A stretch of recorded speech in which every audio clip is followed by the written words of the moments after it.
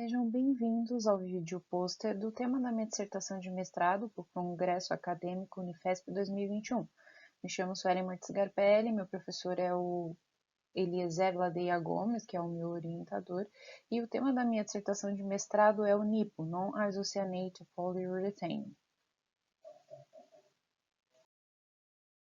Qual que é a diferença básica entre os dois tipos de poliuretano?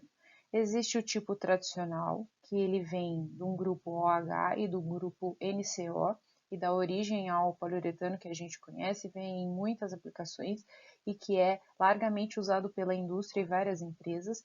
E existe o NIPO, o Non-Isocyanate Polyurethane. Ele ainda não tem comercialização formal, mas existem muitos e muitos estudos acerca desse poliuretano também.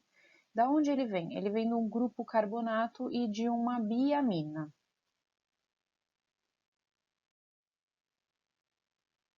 Quais aplicações do poliuretano tradicional? A gente vê ele em vários mercados, como por exemplo no automotivo, desde a tinta exterior, os adesivos, as espumas dos assentos, o painel, na construção civil, nas espumas de isolamento térmico, ainda não tão comuns aqui no Brasil, mas em vários países do exterior, em verniz de alto desempenho para paredes e para pisos, em adesivos estruturais, nas embalagens, no verniz que reveste essas embalagens para protegê-las, nos adesivos entre as lâminas, em óleo e mineração, nos tubos de extração de petróleo, nas peneiras muito comuns para este meio, nos cosméticos, nos formadores de filme, no mobiliário, em espumas, em adesivos, em vernizes para madeira, diversas aplicações. Por que desenvolver o NIPO? Qual foi a minha motivação? Anualmente, só na União Europeia são contabilizados mais de 5.000 casos de asma ocupacional devido ao uso de poli e de isocianatos. Isso também acontece no Brasil, mas não há dados, não há rastreio sobre isso, e uma das minhas motivações foi que não há nenhum artigo científico publicado da síntese do poliuretano sem uso de isocianatos. É muito falado no Brasil do perigo da manipulação de monômeros de isocianato, e isso normalmente é feito em grandes empresas, seus funcionários estão devidamente protegidos, mas dos monômeros residuais em poliisocianatos, este não é rastreado e tem um uso largamente negligenciado nos aplicadores, que não usam óculos, luvas e máscara de proteção adequados. Para sintetizar o NIPO, vão ser necessárias 3 etapas de síntese. Na primeira etapa, será feito o carbonato de glicerol. Isso vai acontecer com o catalisador silicato de sódio. Vai ser necessário calciná-lo a 200 graus por 2 horas e, em seguida, numa reação sob agitação a 75 graus por 2 horas e meia, com dimetilcarbonato e glicerol, vai ser então sintetizado o carbonato de glicerol. No final teremos 2 fases, então dessa forma, por decantação, poderemos separar o glicerol do restante e, através de uma filtração, separar o catalisador. Numa destilação simples, separar o metanol, que é subproduto dessa reação, e o DMC, que entra em excesso numa relação de 4:1, e o produto final, carbonato de glicerol. Ainda para essa reação, a gente pretende usar de catalisador 5%. Uma das queixas em relação ao NIPO é ao final se ter produtos de baixo peso molecular.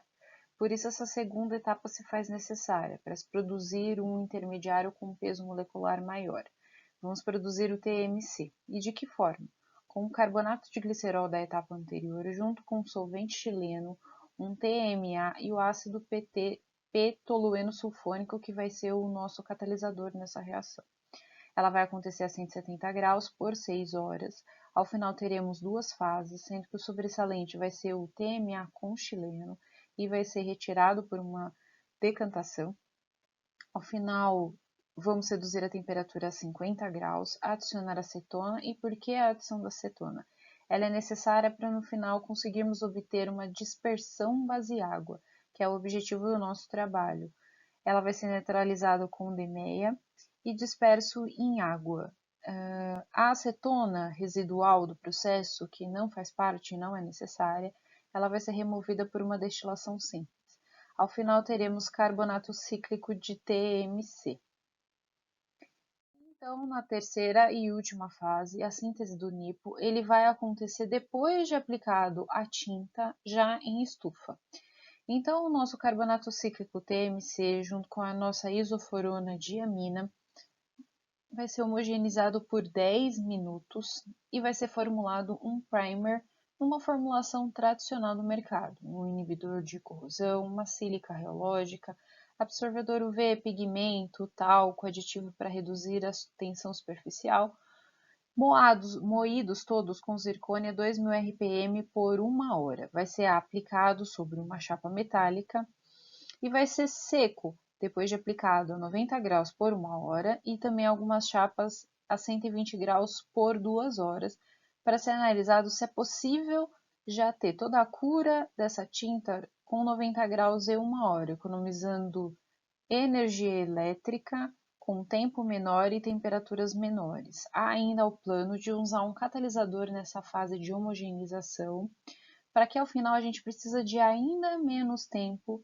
e ainda menos temperatura na secagem dessa tinta, economizando energia elétrica e tornando o sistema todo mais sustentável. Esse último slide eu vou gravar sem imagem da câmera para que vocês possam ver o cronograma claramente. Cumprimentos de crédito se deu até o final do ano passado, pesquisa bibliográfica que segue junto todo o trabalho até janeiro ou fevereiro do ano que vem.